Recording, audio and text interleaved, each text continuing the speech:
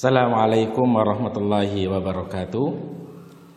Alhamdulillahi wassalatu wassalamu ala rasulillah Nabiyyina Muhammadin wa ala alihi wa sahbihi wa man sara binahjihi ila yaumiddin. Alhamdulillah, kita bersyukur kepada Allah Subhanahu wa ta'ala karena taufiknya dan hidayahnya. Allah Subhanahu wa ta'ala kembali memperkenankan kepada kita semuanya untuk bisa dapat belajar dan mempelajari bahasa Arab. Dan pada pertemuan kali ini kita akan membahas tentang masalah isim ditinjau dari kejelasan suatu benda.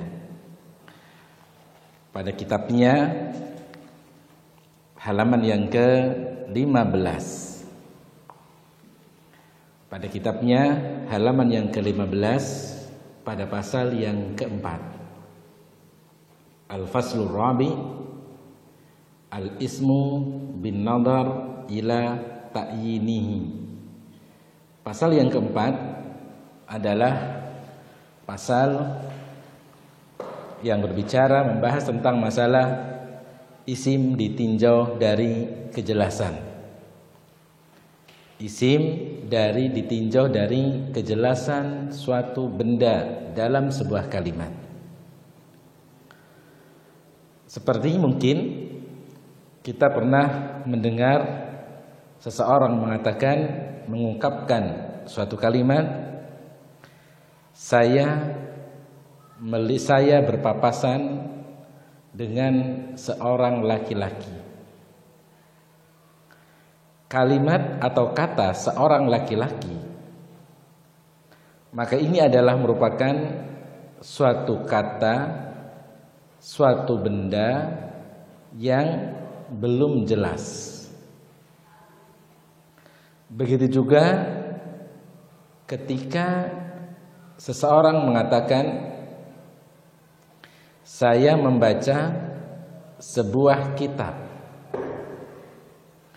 maka lafadz kitab adalah sesuatu yang belum jelas. Apakah yang dia baca ini kitab tauhid, ataukah kitab fikih, ataukah kitab bahasa Arab, ataukah yang lainnya? Maka di sini butuh kejelasan.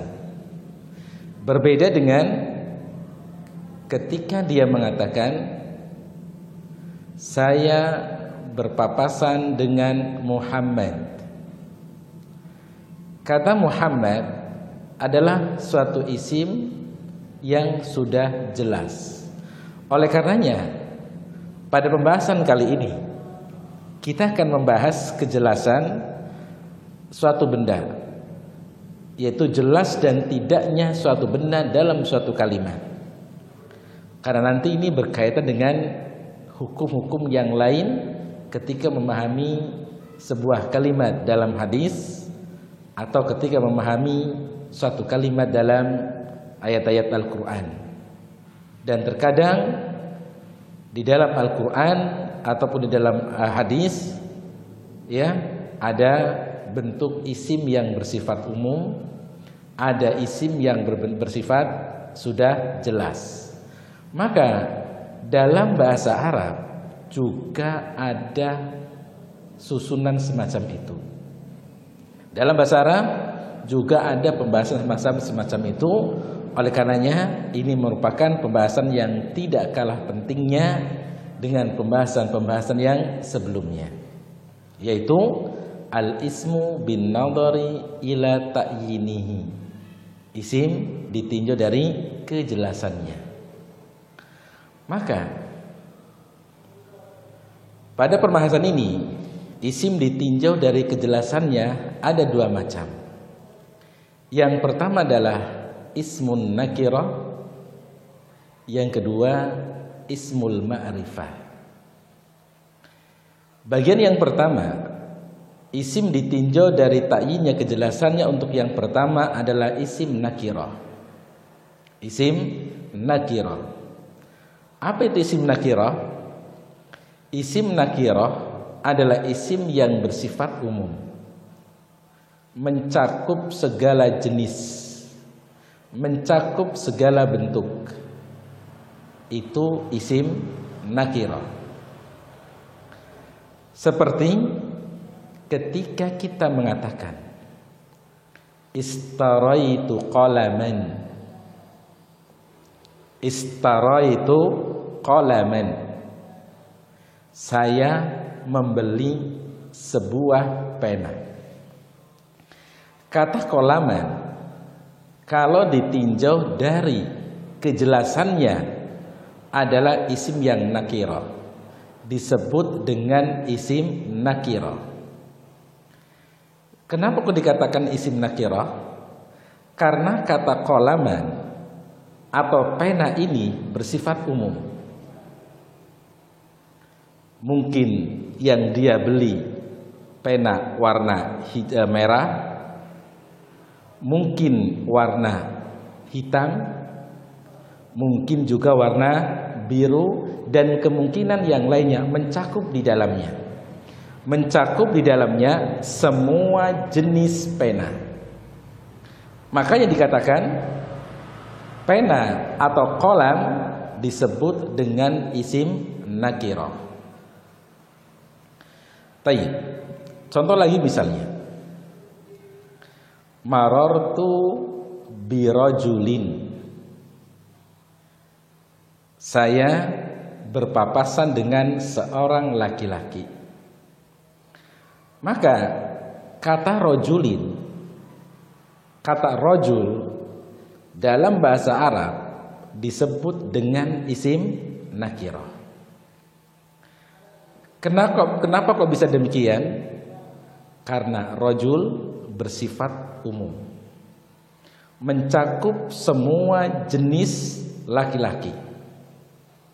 Oleh karenanya makna dari kalimat saya berpapasan dengan seorang laki-laki, marartu bi rajulin, mungkin ismuhu Zaid.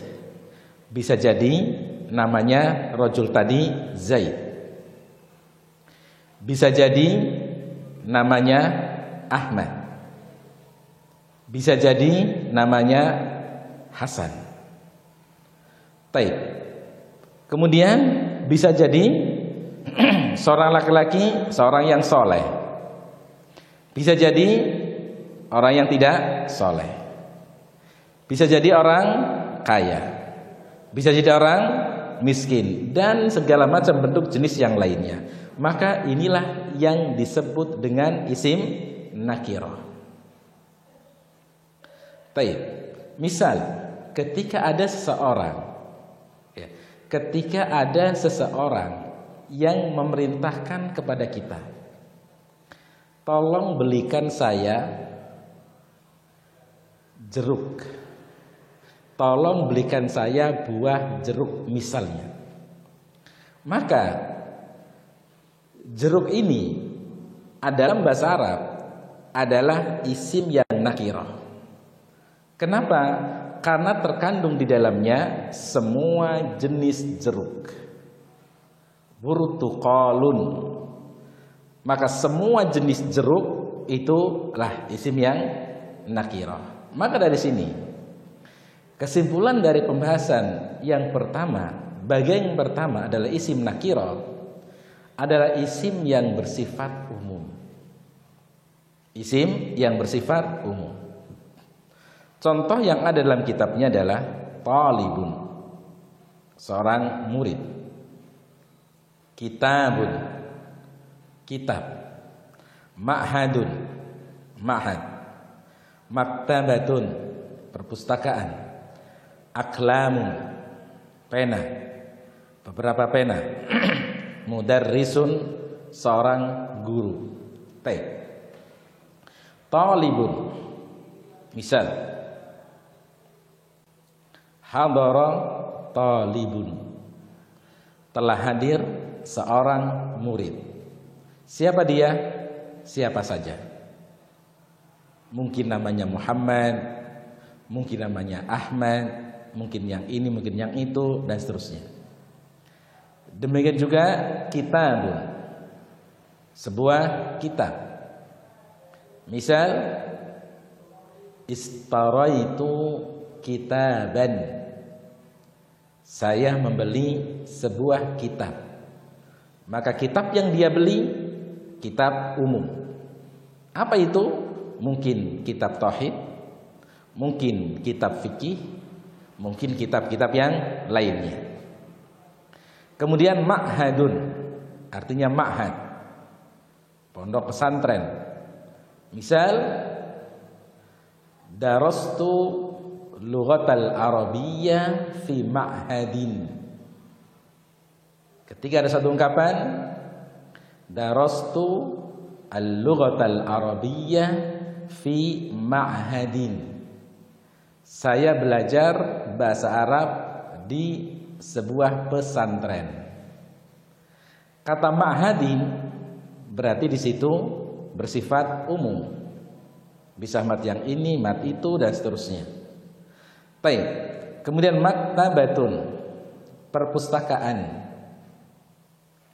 Misal dhahabtu ila maktabatin fi wasatil Madinah. Saya pergi ke sebuah perpustakaan yang ada di tengah-tengah kota. Maka maktabatin isim nakirah karena bersifat umum. Taib, aklam, beberapa pena. Mudarris, seorang pengajar. Misal dahaba mudarrisun. Dahaba mudarrisun. Maka kata mudarrisun di situ isim yang nakirah karena bersifat umum. Baik. Kemudian yang kedua, dari bagian isim yang ma'rifat yang kedua, isim yang ditinjau dari ta'yinnya yang kedua adalah isim ma'rifat. Apa itu isim ma'rifat? Isim ma'rifat adalah isim yang sudah jelas bendanya. Itu isim ma'rifat. Isim yang sudah jelas bendanya, yang sudah tertentu, yang sudah jelas, yang mana tidak mungkin orang bisa memaknai dengan yang lainnya. Itu isim yang ma'rifat. Berbeda dengan isim yang nakirah tadi. Kalau isim yang nakirah, orang bisa memberikan makna yang lain. Orang bisa memberikan makna yang lain. Paham ya? Baik. Adapun kalau isim yang ma'rifah adalah isim yang sudah jelas, yang sudah tertentu, yang tidak mungkin orang memberikan makna yang lain. Itu isim yang ma'rifah. Baik. Contohnya di situ adalah at-talibu. Contohnya di situ at-talibu, seorang murid. Al-kitabu, kitab itu. Hindun, nama orang wanita. Zaidun, nama orang Zaid. Fatimah, nama seorang wanita. Muhammadun, nama seorang laki-laki. Misal, ketika seseorang mengatakan zurtu ila baiti Muhammadin, zurtu ila baiti Muhammadin, saya mengunjungi rumahnya Muhammad. Kata Muhammad disebut dengan isim yang ma'rifat. Kenapa? Karena di situ adalah suatu isim yang mempunyai makna yang sudah jelas. Tidak mungkin kata Muhammad difahami dengan Zaid. Tidak mungkin kata Muhammad difahami dengan Hasan. Ini nggak mungkin. Berarti Muhammad adalah suatu isim yang sudah jelas, makanya tidak mungkin diberikan makna yang lainnya. Oleh karenanya, zurtu ila baiti Muhammadin berarti rumahnya Muhammad. Berarti Muhammad itu adalah isim yang ma'rifat, isim yang sudah jelas. Begitu juga ketika seseorang mengatakan dahabtu ma'a Hindin. Dahabtu ma'a Hindin. Saya pergi bersama Hindun. Kata Hindun berarti di situ isim yang ma'rifat. Kenapa? Karena tidak mungkin kata Hindun ini diberi makna Fatimah. Tidak mungkin Hindun ini maknanya siapa? Zainab. Dan tidak mungkin kata Hindun ini maknanya Khadijah. Ini tidak mungkin. Berarti Hindun adalah isim yang ma'rifat, dan isim ma'rifat adalah isim yang sudah jelas. Isim yang tidak mungkin diberi makna yang lainnya. Maka inilah isim yang ma'rifat. Berbeda dengan isim nakirah tadi. Kalau isim yang nakirah silahkan diartikan mana yang lain. Misalnya dhahabtu ma'a imro'atin. Dhahabtu ma'a imro'atin. Saya pergi bersama seorang wanita. Mungkinkah seorang wanita ini namanya Khadijah? Mungkin. Mungkinkah namanya Fatimah? Mungkin. Mungkinkah namanya Zainab? Mungkin. Dan kemungkinan yang lainnya. Maka itulah perbedaan antara isim yang ma'rifat dengan isim yang nakirah. Baik. Kemudian setelah kita memahami, setelah kita bisa mengerti apa itu isim nakirah dan apa itu isim ma'rifat, maka pembahasan selanjutnya adalah tanda-tanda isim yang ma'rifat. Ustaz, tandanya isim nakirah ada enggak? Maka isim nakirah apakah mempunyai tanda? Punya tanda enggak? Baik. Isim nakirah punya tanda. Apa? Isim nakirah tandanya adalah jika isim tersebut bisa diberi alif lam, berarti sebelumnya dia isim nakirah. Itu adalah tanda nakir. Paham ya? Tanda daripada isim yang nakirah adalah jika dia bisa menerima alif lam. Jika dia bisa menerima alif lam, berarti isim tersebut sebelumnya adalah isim yang nakirah. Itu cirinya, tandanya untuk isim yang nakirah. Baik. Contoh misalnya,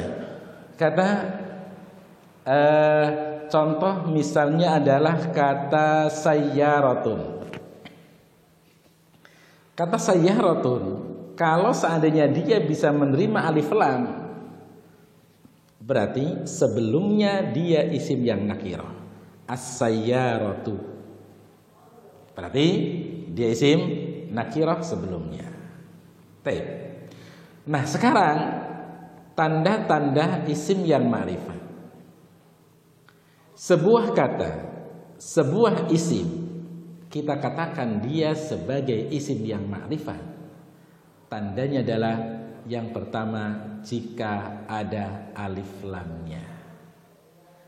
Jika ada alif lamnya, maka silahkan ini dijadikan suatu kaidah umum untuk mengetahui isim yang ma'rifat. Silakan ini dijadikan suatu tanda secara umum untuk isim dia ma'rifat adalah jika ada alif lam. Karena kullu ismin dakhalas alaihi al ma'rifatun.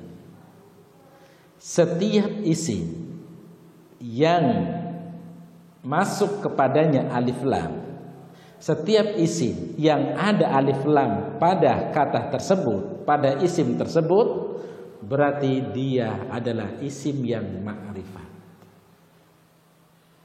Oleh karenanya, antum semua tidak usah ragu untuk menentukan dalam sebuah kalimat ini isim nakirah ataukah bukan.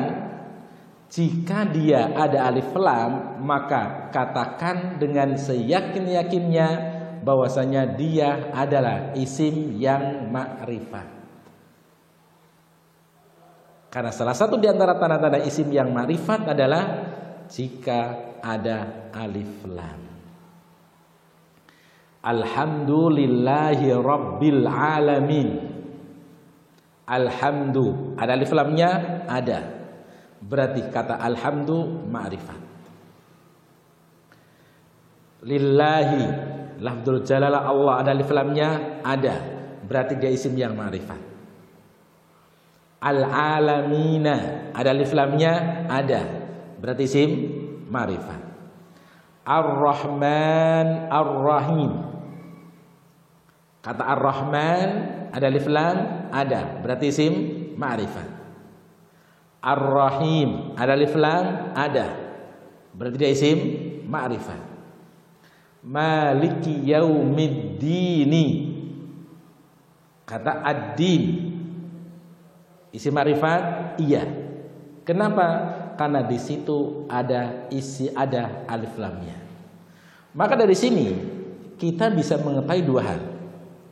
Setiap kata atau setiap isim atau setiap kata yang ada alif lamnya berarti isim, dan setiap isim yang ada alif lamnya berarti dia isim yang ma'rifat. Dan itu harus kalian pahami. Itu yang pertama. Contoh yang ada dalam kitab adalah at-talibu, al-kitabu, al-ma'hadu, al-maktabatu, al-aqlamu, al-mudarrisu, dan seterusnya. Dan silahkan semua isim yang nakirah maka bisa untuk dimasuki alif lam sehingga menjadi isim yang ma'rifat. Dengan kata lain, cara menjadikan isim nakirah menjadi ma'rifat dengan diberinya alif lam pada isim tersebut. Sayyaratun, nakirah, nakirah. Kapan dia bisa ma'rifat? Masukkan alif lam menjadi as-sayyaratu. Filun, artinya gajah. Nakirah, nakirah, karena enggak ada alif lamnya. Masukkan alif lam. Al-filu menjadi isim ma'rifat. Asadun, seekor singa. Nakirah, nakirah. Kapan dia menjadi isim ma'rifat? Ketika ada alif lam. Al-asadu. Safinatun, yang punya arti perahu. Nakirah, nakirah. Kapan dia menjadi isim ma'rifat? Ketika ada alif lamnya. As-safinatu. Baik. Kemudian qalamun, nakirah, nakirah.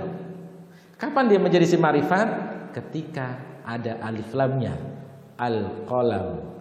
Oleh karenanya, itulah yang awal tadi kita katakan bahwasanya tanda untuk isim yang nakirah jika dia bisa kemasukan alif lam, jika dia bisa menerima alif lam, itu tandanya isim nakirah.